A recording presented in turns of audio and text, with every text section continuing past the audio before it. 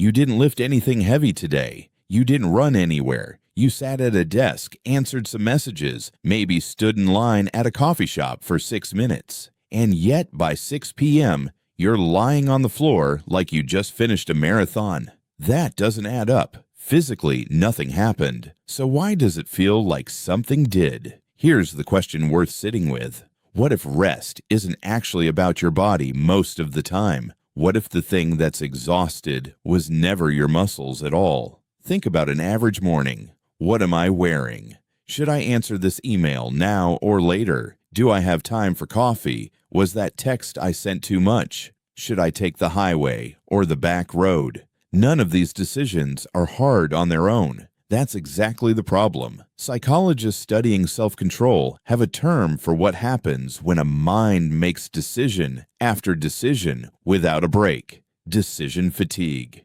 The idea, first popularized through research on willpower by psychologists like Roy Baumeister, is that our capacity to choose and regulate ourselves isn't unlimited. It draws down over the course of a day, the same way physical stamina does, even when no single decision felt like work. There's actually a well-known real-world example of this. Researchers studying parole board judges found that decisions tended to shift depending on when in the day the case was heard. Judges were more likely to grant favorable rulings earlier in a session, right after a break, than later when mental fatigue had built up. The evidence here is genuinely debated among researchers. Some later analyses questioned exactly how much of that pattern was decision fatigue versus other scheduling factors. But the underlying idea has held up in plenty of other research since.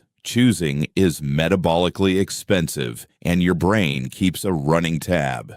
Now stack that against a normal day. You didn't make one decision, you made hundreds. Which tab to open? What to say back?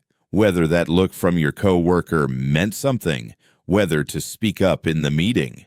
Every one of those is small. None of them alone should wreck you. But your brain doesn't experience them one at a time. It experiences them as a pile. This is why a day spent doing nothing physical can leave you more drained than a day spent doing manual labor. Physical tiredness has an obvious cause and an obvious fix. Cognitive tiredness is sneakier. It doesn't announce itself. It just quietly withdraws your patience, your focus, your ability to make one more decision without wanting to cry over what to order for dinner. There's a name for that moment too: ego depletion.